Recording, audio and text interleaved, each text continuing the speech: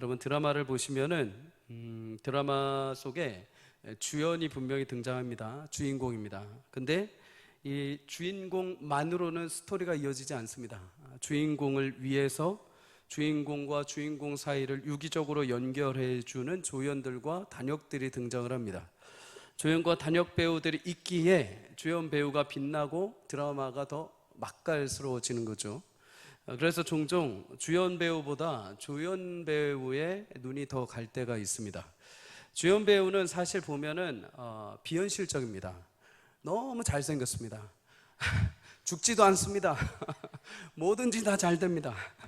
내가 사는 인생하고는 굉장히 거리가 멉니다. 그런데 조연 배우는 굉장히 현실적입니다. 저랑 비슷하게 생겼습니다. 우리의 삶과 굉장히 동일한 현실을 살아갑니다. 포장되지 않았고 그대로 자신을 내보이죠. 등장인물들을 위해서 갈등의 해결을 위해 때로는 피스메이커 역할을 합니다. 화합을 일으키기도 하죠. 또한 주인공 옆에서 때로는 조력하고 도와줌으로 페이스메이커 역할을 하기도 합니다. 주인공이 그 자리에 있기까지 옆에서 다양한 조연들이 계속해서 돕고 옆에서 계속해서 일을 함으로 그 주연이 빛나게 되는 거죠. 그래서 조연의 인생은 결코 가볍지가 않습니다. 조연 배우의 단골로 등장하는 이면식이라는 배우는 맡은 작품마다 거의 조연으로 등장을 합니다. 말이 조연이지 그런데 굉장히 주연급 조연이죠. 자신의 조연 인생에 대한 철학에 대해서 그는 이렇게 말을 합니다. 누구나 권력을 가진 주인공이 되겠다고 투쟁하는 요즘 세상에서 몸을 낮춰 드라마나 사회를 든든하게 떠받치며 윤기를 더해주는 조연의 의미는 결코 가볍지 않습니다. 여러분, 요즘에는 너나 할 것 없이 다 주인공처럼 되고 싶어 합니다. 너나 할 것이 다, 할 것 없이 다 높은 곳, 많은 사람들이 존경하고 많은 사람들이 나를 봐주고 나에게 집중해주고 나를 인정해주는 자리에 우리를 서고 싶어 하죠. 그런데 그러다 보면 서로 갈등이 야기가 됩니다. 그런 공동체는 항상 어려움에 직면하게 되죠. 왜 그럴까요? 여러분, 서로가 다 높아지려고 하면은 갈등이 있을 수밖에 없습니다. 그 한 자리밖에 없기 때문이죠. 그런데 100명이 다 모여서 다 그 한 자리를 노린다면은 99명이 다 갈등을 일으킬 수밖에 없죠. 그래서 갈등을 해결해 줄 수 있는 윤활유 같은 존재가 거기는 부재합니다. 화평케 하고 각자의 위치에서 최선을 다하고 그 능력을 발휘할 수 있도록 페이스메이커 해주는 역할을 하는 조연이 부족합니다. 사도 바울, 그가 사역했던 당시 고린도 교회에도 이런 문제가 있었습니다. 바울이 복음을 전하고 떠난 이후에 고린도 교회에 하나님께서 엄청난 은혜를 부어주십니다. 엄청난 성령의 역사와 은사들을 부어주시죠. 그런데 문제는 성숙함이 덜 되어 있던 성도들이 이 은사를 한꺼번에 받다 보니까 모두가 다 주인공이 되고 싶어 해버린 겁니다. 나는 이런 방언을 받았다, 나는 이런 통변의 은사가 있다, 나는 이런 재능이 있다, 이런 달란트를 주었다 하면서 서로 자랑을 하면서 모두 주인공 놀이에 빠져버린 겁니다. 심지어 그래도 답이 나오지 않자 이들이 이제 무엇을 하느냐, 자신들이 누구에게 가르침을 받았는지를 따지기 시작합니다. 자신이 누구에게 세례를 받았는지 따지면서 분파를 나누기 시작합니다. 나는 바울에게 가르침 받고 바울에게 세례 받았다. 나는 아볼로에게 가르침을 받고 아볼로에게 세례를 받았다. 모두가 주연이 되고 주인공이 되고 싶어하는 사회는 서로 분쟁이 일어날 수밖에 없습니다. 그때 바울은 고린도 교회를 향해서 서신을 보내죠. 그리고 고린도전서 3장 6절 이하에 이렇게 말합니다. 나는 심었고 아볼로는 물을 주었을 때 오직 하나님께서 자라나게 하셨다. 심는 이나 물 주는 이는 아무것도 아니로되 오직 자라게 하시는 이는 하나님뿐이다. 나 바울과 아볼로는 주인공이 아니라는 겁니다. 너희들이 그렇게 생각하는 것처럼 추앙하거나 붙들어야 될 존재들이 아니라는 겁니다. 우리의 주연이 되셔야 하는 분, 주인공이 되실 분은 오직 예수 그리스도 하나님뿐이라는 거죠. 그 하나님만이 너희를 자라게 하시고 부족하지만은 심었고 물 줬지만은 우리는 아무것도 아니었지만 그것을 영향 있게 자라게 하신 분은 하나님이시다. 너희를 온전한 믿음의 터 위에서 굳건하게 하시고 지금까지 살게 하신 분은 하나님이시다. 사랑하는 성도님들, 성도는 인생의 참된 주인공 되신 예수 그리스도를 빛나게 하고 많은 이들이 예수님만을 주목하게 만드는 명품 조연들과 같은 사람들입니다. 예수님을 세상 속에 부각시키고 예수님을 통한 은혜와 감동을 드러내어 많은 영혼을 주께 돌아오도록 하나님은 우리를 사용하기를 원하십니다. 물론 우리 안에 이런 마음도 있습니다. 나도 주연이 되고 싶은데, 나 큰 거 바라지 않는데, 나 그냥 조금만 높아지고 싶은데, 이런 마음이 들 수 있습니다. 그런데 여러분, 신기한 게 뭐냐면 성경 속에서 하나님은 우리가 그렇게 내가 스스로 주인공의 자리를 찾고 높아지려고 노력할수록 낮아진다고 하십니다. 반대로 나를 낮추고 낮출 때 하나님이 우리를 높여주신다고 합니다.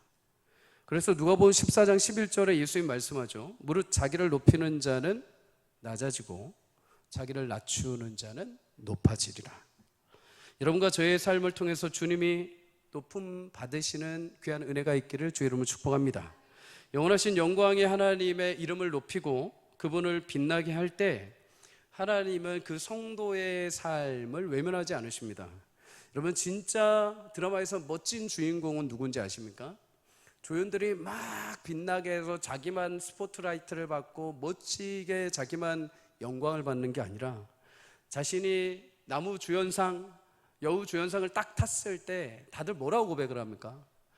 물론 요즘에는 믿는 배우들이 많아서 하나님께 영광을 돌립니다 이렇게 하더라고요.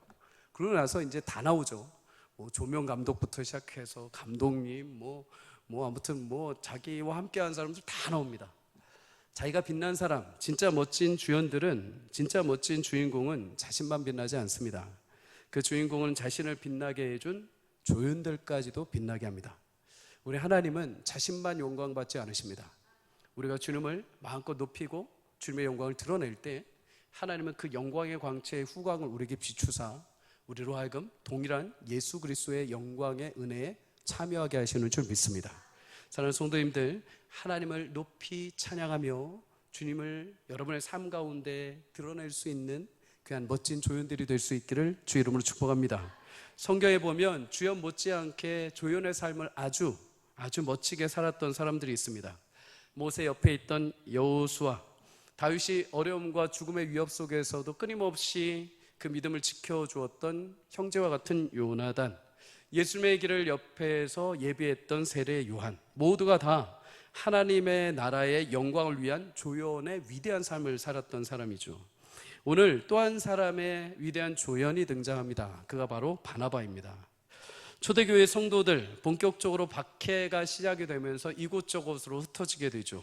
그들은 흩어진 곳에서 그냥 숨어 사는 게 아니라 그곳에서도 조연으로서 예수님을 주인공으로 드러내기 시작합니다. 그러던 중 로마 지배하에 있던 지역 중에 세 번째로 컸던 도시였던 안디옥에도 이제 예수님을 믿는 사람들이 생겨나기 시작합니다. 그곳에 처음으로, 예루살렘 이외에 처음으로 세워진 교회, 안디옥에 처음 세워졌죠.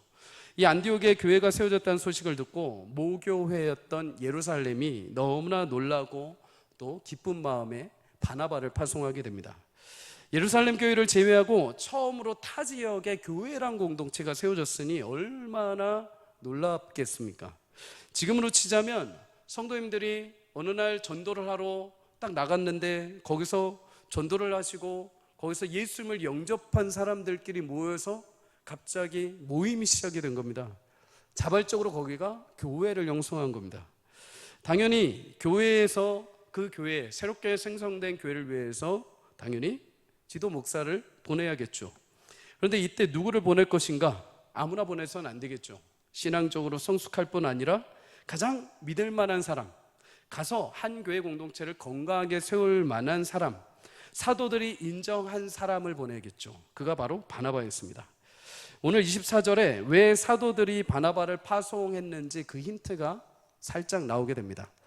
11장 24절 우리 함께 읽어보도록 하겠습니다. 시작. 바나바는 착한 사람이요 성령과 믿음이 충만한 사람이라 이에 큰 무리가 주께 더하여 지더라. 아멘. 여러분, 성도는 신앙적 측면에서 곧 성령과 믿음의 충만함이 있어야 되는 줄 믿습니다.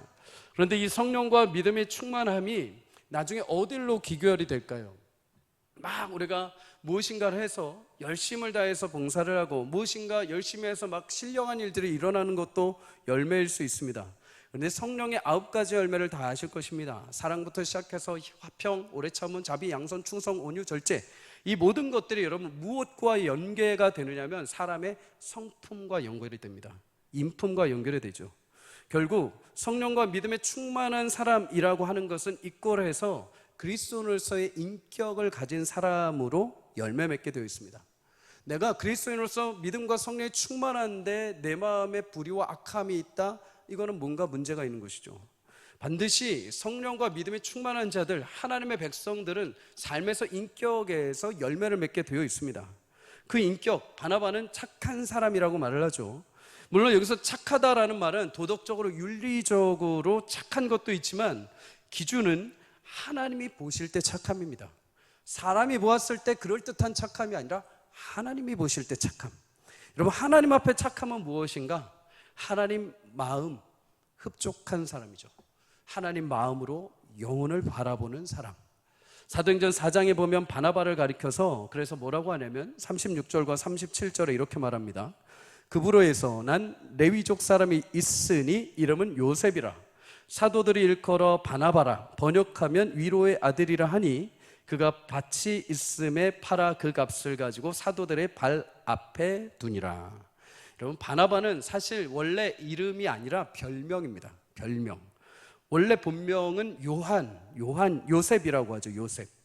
그런데 그의 신앙 행실을 보며 사도들이 너무나 착한 행실, 하나님 마음으로 열심을 다해서 그의 인격이, 그의 행실이 드러나다 보니까 그를 향해서 별명을 하나 지어줬는데 뭐라고 하냐면 위로의 아들이라는 겁니다. 저기서 딱 마주치면 요셉 잘 지냈어가 아니라 위로의 아들 이렇게 다가가는 거죠. 얼마나 그가 정말 많은 이들에게 위로가 됐고 많은 이들에게 본인이 되었는지를 알 수가 있죠. 여러 가지가 있겠지만 성경에서 우리가 구체적으로 하나를 딱 찾아보자면 37절에 나온 것처럼 바나바는 자신의 밭을 팔아서 그 값을 많은 가난한 자들을 위해서 사용을 하게 됩니다. 당시 예루살렘에 절기를 지키기로 왔던 사람들이 이제 성령 강림의 은혜를 받고 자신의 이방 땅으로 돌아가지 않고 예루살렘에 정착을 해버립니다. 아무것도 가지지 않은 상태에서 정착을 하다 보니까 이들이 살 곳이 필요하고 일자리가 필요하죠. 먹을 것도 필요했습니다. 생활고에 시달리게 되죠. 또한 그 지역에 살던 유대인으로서 내가 예수를 믿기 시작을 하면 이제 사회적으로 많이 불이익이 따르기 시작했습니다. 그들은 자신들이 일하던 직장을 잃어버리기도 하고 사회적으로 저 사람은 유대인인데 예수님을 믿는다는 이유 때문에 그를 방문했던 많은 사람들이 이제 찾지를 않는 것입니다. 심지어 친족들도 그와 단절을 해버립니다. 과부들은 당시에 유대인들이 긍휼히 여겨서 공회에서 그들에게 일정 부분 돈을 지급해 주었습니다. 그런데 예수님을 믿는다는 이유로 이제 과부들에게 돈까지 지급을 안 해준 거죠. 자, 이렇게 살고 먹고 살기가 힘든 그리스도인들 교회에 모이다 보니 이들을 돕고 살려야 되는 일이 필요했습니다. 그래서 예수님을 믿고 생활고에 시달리던 사람들을 위해서 여기저기서 이제 자신들의 남은 물질들을 선용하기 위해서 교회 앞에 내었을 때 많은 이들이 체험을 받게 되죠. 그중 한 사람이 바나바였습니다. 바나바가 자신의 소유를 팔아 가난한 자들에게 쓸 수 있도록 통용을 해준 거죠. 그래서 사도행전 4장 34절에 보면 그 중에 가난한 사람이 없었다라고 할 정도였습니다. 그 중에 바나바, 그래서 위로의 아들이라고 별칭을 붙여주었죠. 사랑하는 성도님들, 우리 교회 안에도 물질적으로 때로는 어렵고 힘들 수 있지만 그걸 다 채워주지 못한다 하더라도 영적으로는 가난한 자들이 없기를 주의 이름으로 축복합니다. 우리가 물질적으로 현실적으로 어려워서 도와주고 싶지만 나도 어려워서 할 수 없는 부분이 있다 하더라도 우리가 영적으로는 누군가가 가난에 빠져 있고 누군가가 침체에 빠져 있고 누가 영적인 소실 가운데 무너져 있다면 그건 얼마든지 우리가 가서 이야기해주고 보듬어줄 수 있고 끌어올릴 수 있는 것이죠. 하나님께서 그렇게 여러분과 저를 위로의 자녀들로 세워주시기를 주의 이름으로 축복합니다. 이 시대에도 바나바와 같은 은사를 가진 성도님들이 많이 계십니다. 그런 성도님들과 대화를 하다 보면 한 공간에 있으면 마음의 위로가 찾아오죠. 말 한마디, 행동 하나, 표정 하나가 그냥 상대방을 배려하며 상대방을 살려주기 위해서 마치 촛불이 자신을 다 태우면서 빛을 비춰주는 것처럼 그분들의 말 한마디, 행동 하나가 영혼들을 소생시켜주기도 합니다. 모두 자기 자랑하기 바쁘고 자기 일에 바쁘고 자기 이야기하기 바쁜 그 와중에서도 어떻게 해서든 소외되어 있는 사람을 대화에 참여시켜주고 그의 장점을 이야기해주고 그를 드러내게 해주고 그를 돋보이게 해주고 그를 공감 있게 해주고 그를 띄워주는 역할, 그 한마디로 그 사람은 나도 가치 있는 존재구나, 나도 의미가 있는 존재였구나 라는 마음을 품고 그 영혼이 소생하게 되는 것이죠.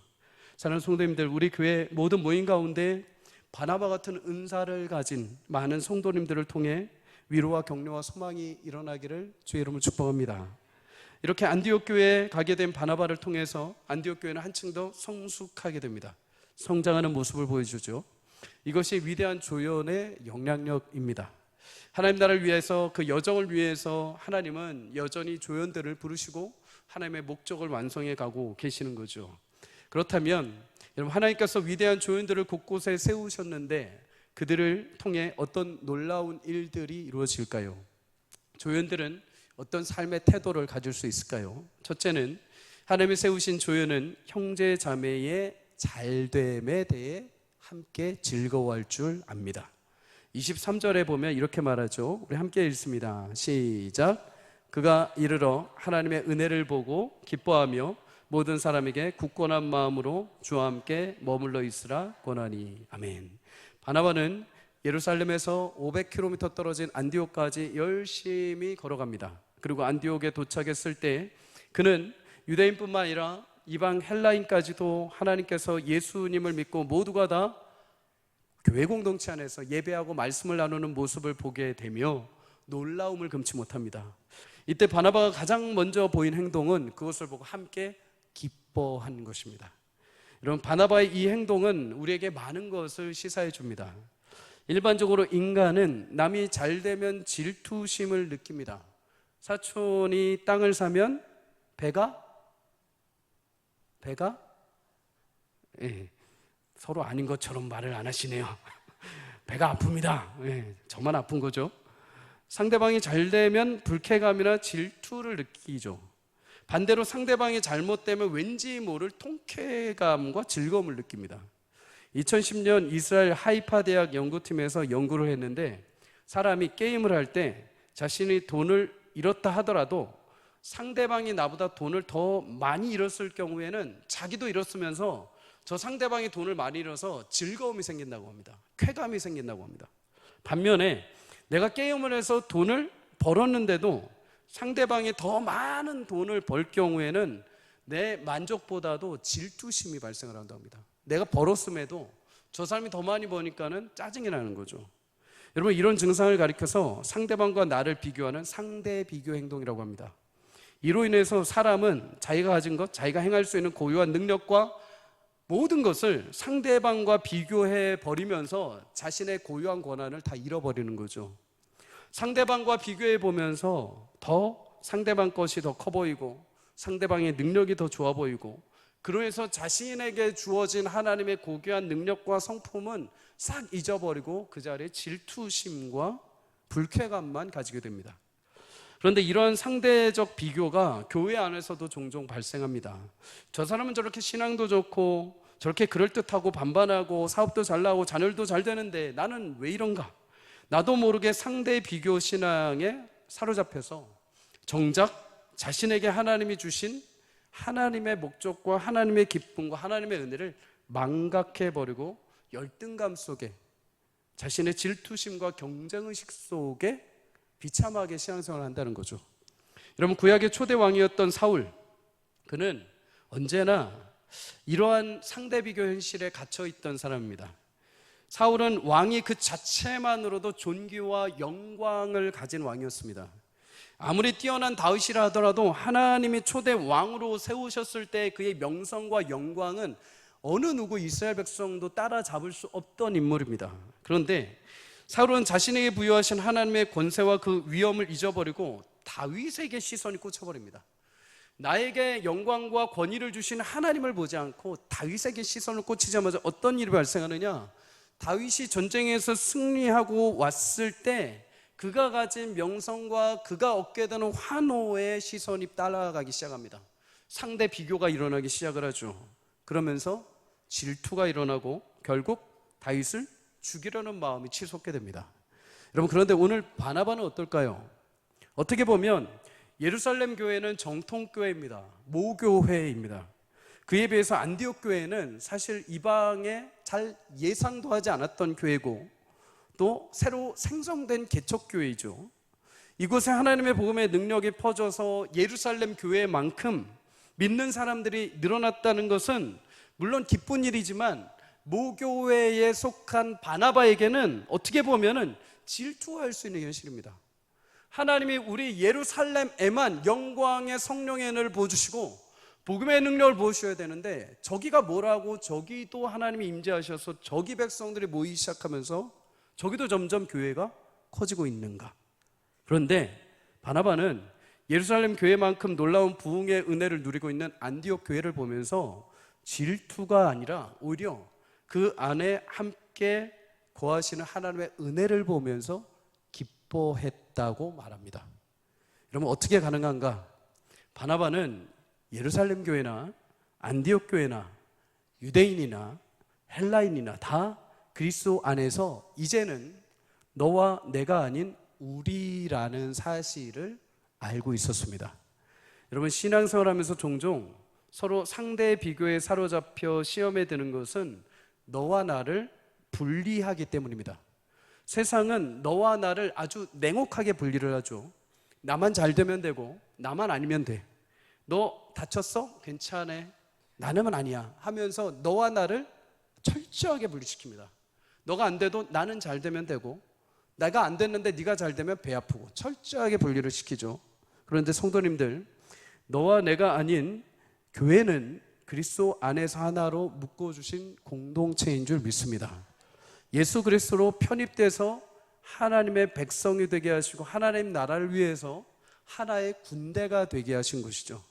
이제 각자 죄 가운데서 제멋대로 서로 막 제갈 길을 위해서 죄 안에서 싸우던 사람들을 하나님의 예수의 이름으로 불러주셔서 이제 한 울타리 안에 모아주신 것입니다.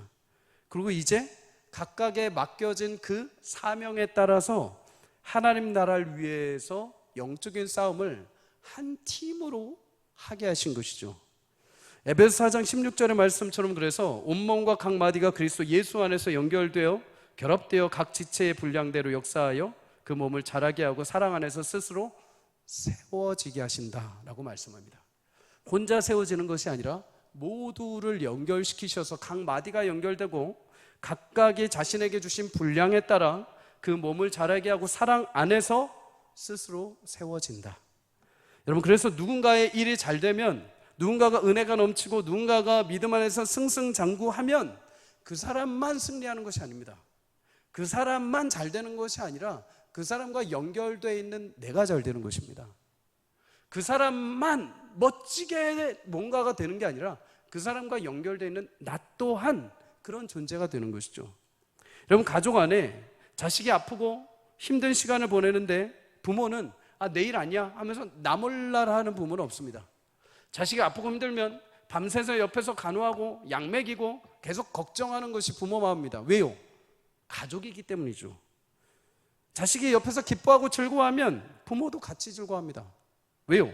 가족으로 연결되어 있기 때문이죠. 마찬가지입니다. 성도도 여러분 그리스도의 이름으로 연결된 하나의 가족입니다. 바나바가 오늘 함께 기뻐한 이유, 하나님의 은혜를 보고 기뻐했다고 합니다. 여러분, 인간적인 눈으로 이들이 부흥한 것, 이들이 숫자가 는 것, 이들이 잘 되는 것을 보면 기분 나빴을 겁니다. 근데 뭘 봤다고 합니까? 그들 위해 역사하신 하나님의 은혜를 봤다고 합니다.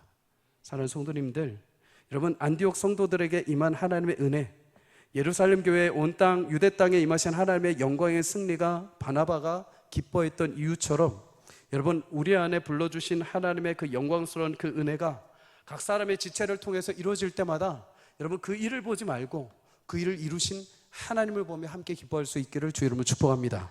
한 팀이 되게 하신 것, 여러분 우리 이 지역 전체 교회도 마찬가지입니다. 여러분 이 지역 모든 강북구 지역의 교회가 주 안에서 하나 된 교회입니다.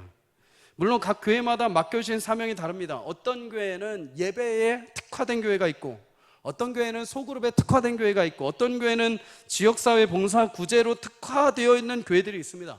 그런데 그렇게 각각 특화되어 있는 사역을 통해서 하나님 나라를 함께 만들어가고 있는 것이죠. 그래서 여러분 그 모든 사역의 교회를 보면서 저 교회는 저렇고 이 교회는 이런데 우리 교회는 왜 이래, 이렇게 하실 필요가 없다는 겁니다. 그 교회가 잘하면, 그 교회가 영광받으면, 그 교회가 하나님을 위해서 쓰임받으면 우리 또한 쓰임받고 있는 것과 똑같습니다. 그 교회가 아파하고 그 교회가 상처나면 저 교회가 힘들어서 안 돼 하고서 오는 것이 아니라 그 교회에서 애통해야죠. 왜요? 그 교회 아픔이 우리 교회 아픔이죠. 한국 교회가 아파하는데 우리 교회는 멀쩡해, 그런 건 없습니다. 한국 교회가 아프면 다 같이 아픈 겁니다. 한국 교회가 영광스럽게 부흥의 은혜를 맞이하면 모든 교회가 다 부흥의 은혜를 맞이하는 것입니다. 교회 안에도 마찬가지입니다. 어느 성도가 아픈데 어느 성도가 행복할 리 없습니다. 어느 성도가 아픈데 목회자가 행복할 리 없습니다. 어느 부서가 아픈데 목회자가 행복할 리 없습니다. 어떤 부모가 아픈데 어떤 자녀가 행복할 리 없습니다. 그리스도 안에서 함께 연결되어 있기에 서로 안에 하나님이 이루신 일들을 바라보며 기뻐할 수 있기를 주 이름으로 축복합니다. 누군가가 잘 되면 박수치고 마음껏 축하해 주십시오. 마음속으로 아유 누구는 안 그래 봤나 이렇게 마음 먹지 마시고 마음껏 축복해 주십시오. 여러분 그 축복이 그에게 맞다면 하나님께서 그 축복을 그에게 주실 것입니다. 근데 그에게 합당하지 않다면 그 축복을 여러분에게 돌려주실 겁니다. 그가 마음에 혹여라도 교만하고, 그가 혹여라도 정말 자기 잘난 맛에 막 자랑을 했는데도 불구하고 여러분들이 칭찬해 주면은요, 하나님이 그 칭찬 여러분에게 돌아가게 하십니다. 사랑하는 성도님들, 마음껏 격려하십시오. 마음껏 즐거워하시고 마음껏 축복해 주시기를 주 이름으로 축복합니다. 여러분 어떤 성도님들이 기도해서 어떤 일이 이루어질 때 축복하십시오. 축하해 주십시오. 마음껏 하나님의 은혜와 하나님 맡겨주신 자리에서 여러분 서로 승리하는 소식들을 통해서 위로하고 격려하고 함께 기뻐할 수 있는 은혜가 있기를 주 이름으로 축복합니다. 여러분 둘째로 하나님이 세우신 조연은 숨겨진 자를 찾아 세우는 일을 하는 사람들입니다. 오늘 본문 25절에서 26절 이렇게 말하죠. 우리 함께 읽도록 하겠습니다. 시작. 바나바가 사울을 찾으러 다소에 가서 만남에 안디옥에 데리고 와서 둘이 교회에 1년간 모여 있어 큰 무리를 가르쳤고 제자들이 안디옥에서 비로소 그리스도인이라 일컬음을 받게 되었더라. 아멘. 여러분 안디옥 교회는 바나바가 섬길 때 하나님께서 큰 무리를 더이셨다라고 말씀을 합니다. 바나바, 그에게 하나님께서 은혜를 부어주신 거죠. 그가 가서 가르치고 봉사하는데 더 많은 무리들이 점점 안디옥 교회에 모여들기 시작합니다. 바나바는 이렇게 많아진 성도를 혼자 감당할 수가 없죠. 그래서 그때 생각한 것이 무엇이냐? 동역자를 데려와야 된다. 그때 생각한 동역자가 바로 바울입니다. 그는 하나님이 숨겨놓으신 이방인의 일꾼 곧 바울을 찾아서 그의 고향이었던 다소까지 가게 됩니다. 그러면 여러분 바울은 분명 우리가 아는 것처럼 다메섹 도상에서 놀랍게 예수님의 영광의 빛으로 만났는데 그는 왜 바로 그 즉시 놀라운 사역의 현장에 뛰어들지 않고 왜 지금 자신의 고향 다소에 가서 머물러 있을까요? 여러분 사실 바울은 예수님을 만나고 난 이후에 다메섹에서 3년 동안 머물게 됩니다. 그곳에 머물다가 이제 예루살렘으로 하나님의 성도들, 사도들을 만나기 위해 온 적이 있습니다. 그때 바울이 예루살렘에 도착해서 크게 두 가지 문제에 직면하게 됩니다. 첫째는 바울이 예수님을 믿고 그리스도인이 되었다는 소식을 듣게 된 헬라파 유대인들, 쉽게 말하면 바리새인 쪽에 있던 사람들이 이제 바울이 자신들과 대적의 관계에 서게 되니까 이제 바울을 어떻게 해서든 처치하려고 마음을 먹기 시작을 합니다. 또 한 가지 문제는 예루살렘에서 예수님을 믿고 있던 성도들이 바울이 회심해서 돌아왔다는 소식을 듣고 마음껏 맞아주었으면 좋았을 것인데 그러지 않았죠. 의심을 하기 시작합니다. 바울이 절대 그럴 인간이 아니다. 바울은 지금 쇼를 하는 거다. 우리를 잡기 위해서 예수님 믿은 척을 하고 있을 뿐이다 하면서 바울은 양쪽으로 어디에도 초청을 받지 못하게 됩니다. 결국 이 일로 인해서 그는 핍박을 받고 헬라파 사람들에 의해서 죽음의 위협을 당하게 되죠. 그런데 이때 유일하게 바울을 지지해 주었던 한 사람이 있습니다. 그가 바로 바나바입니다. 바나바가 유일하게 그 자리에 서서 딱 바울을 변호합니다. 바울이 어떻게 하나님을 만났고 어떻게 예수님을 통해서 그에게 사명을 얻게 되었는지를 그 앞에서 변호를 해줍니다. 그럼에도 바울이 위협에 처하게 되자 이제 형제들이 바울을 어쩔 수 없이 다소 그의 고향으로 도망치게 도와주죠. 그렇게 바울은 다소에서 얼마나 있었느냐? 대략 10년 가까이 그의 고향에서 머물게 됩니다. 여러분, 10년이라는 세월, 말이 10년이지 10년이면 다 잊어버리는 시간입니다. 자신의 사명도 희미하게 잊어질 뿐 아니라 바울이라는 그 존재 자체, 다메섹에서 놀랍게 하나님을 만나고 변화되었다는 그 놀라운 소식들을 들었던 사람들의 내리 속에서도 이제 바울은 잊혀지기 시작을 합니다. 예수님을 만났던 바울 자신도 10년 가까이 침묵하시는 하나님 때문에 자신의 사명에 대해서 의심이 들기 시작했을 겁니다. 물론 여러분, 바울의 성정을 보았을 때 그는 가만히 있지 않았을 겁니다. 분명 다시 자신의 고향에서 다소에서 열심히 복음을 전했을 겁니다.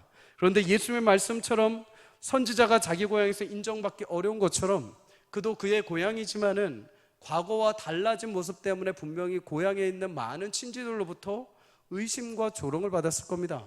거리를 두었을 겁니다. 그리고 또한 여러 가지 위험에 처했을 것이죠. 그럼에도 그는 본격적인 사역의 부름이 있기 전까지는 그저 잊혀진 것처럼 살아야 했습니다.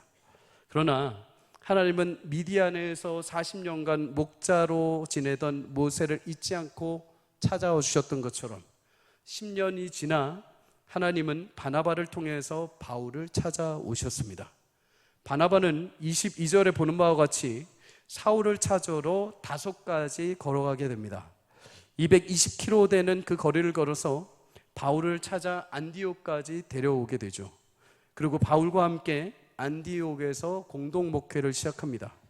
모두가 다 잊어버리고 그에 대한 기억이 흐려져 갈 때, 심지어 바울 자신조차도 하나님이 나를 잊으셨는가? 하나님이 나를 만나셨던 그 순간, 그 사명, 그것은 다 그냥 한순간의 꿈이었나 할 정도로 잊혀질 것 같았던 그 순간, 하나님은 바나바를 통해서 그를 다소에서 불러오셔서 그에게 처음에 약속하셨던 사명대로 이방의 사도로서의 본격적인 사역을 시작하게 하십니다. 바나바는 어떨까요? 여러분, 바나바는 인간적으로 언제든지 바울을 데려오고 머릿속에 기억을 하고 있었습니다. 안디옥에서 누군가가 필요했을 때 가장 먼저 떠올렸던 사람. 다시 말해서 바나바는 10년 동안 다른 사람은 다 잊어도 바나바는 바울을 기억하고 있었다는 것이죠.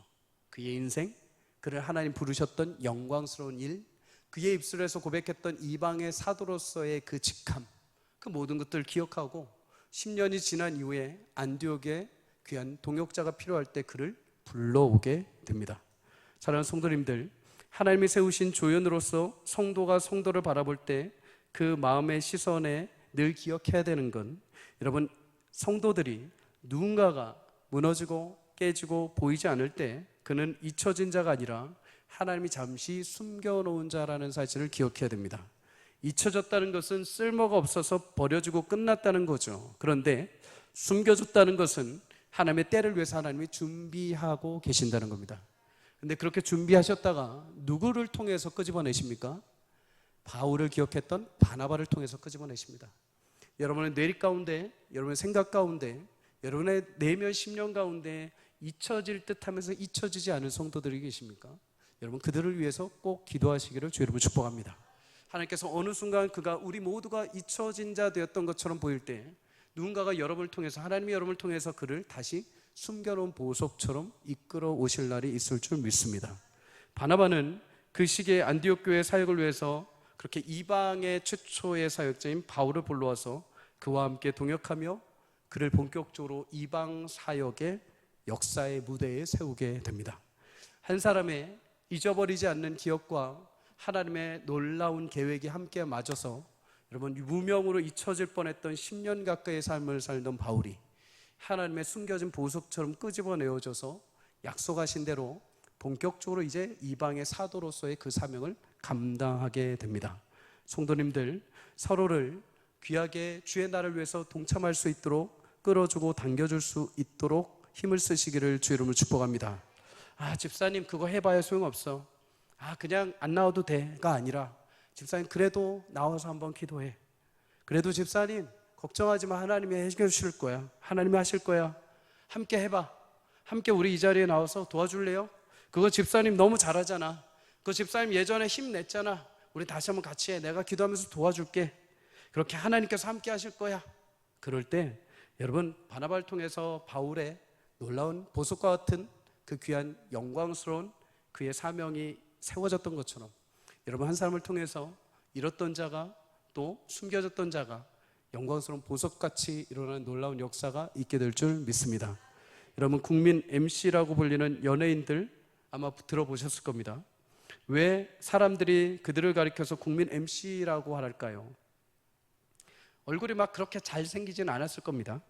그리고 뭔가 막 있어 보이진 않을 겁니다. 그런데 물론 말도 잘하고 인성도 좋겠지요. 그런데 무엇보다도 여러분, 그렇게 국민 MC라고 하는 사람들의 특징을 보면 궁지에 몰려있는 주연들을 그 상황에서 유연하게 만들어주기 때문입니다. 해박한 지식, 숙련된 노하우를 가지고 그 MC는 TV나 토크쇼를 보면은 말문이 막혀하고 얼굴이 빨개져 있는 주연들, 주인공들, 당황해 있는 주인공들을 같이 그 자리에서 막 뭐라 하는 게 아니라 그들이 능숙하게 그 자리를 피할 수 있도록, 그 대화를 피할 수 있도록 구출해 주는 역할을 해줍니다. 오히려 그들을 장점을 부각시켜주고 그들에게 뭔가 특이한 점을 더 얘기해 주면서 많은 사람들이 집중하고 있는 그 주인공의 단점과 부끄러움이 아니라 그들에게 숨겨져 있는 장점과 자신감을 불러일으켜주죠. 때로는 그 MC 한마디로 인해서 감동을 받기도 합니다. 여러분, 그래서 국민 MC는 명 MC라고 하는 거죠. 자신을 납작 엎드려서 사람들이 주목하고 있는 그 주인공을 향해서 빛나게 하는 조연놀이를 하고 있는 것입니다.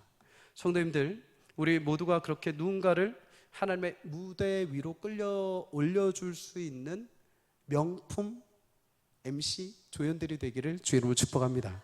하나님은 마지막 날에 나 혼자 뛰어왔다고 좋아하시진 않을 겁니다. 목사 나 혼자 열심히 달려왔다고 하나님이 나에게 칭찬하지는 않으실 겁니다. 야, 김 목사야 너 뒤에 봐봐 했는데 아무도 없습니다. 너 어디다가 네 양들 다 버려두고 왔냐? 마찬가지일 겁니다. 우리가 열심히 뛰어서 달려왔습니다. 주님 너무 힘들었습니다. 깨지고 자빠지고 쓰러지고 그래도 제가 여기까지 왔습니다. 그래, 너 옆에 있던 김 집사는 어딨니? 너 옆에 있던 박 집사 어딨니? 그렇게 신앙생활 열심히 하면서 상처받고 나오지 않은 그 권사님은 어디 갔니? 사랑하는 성도님들, 조금 늦어도 괜찮습니다.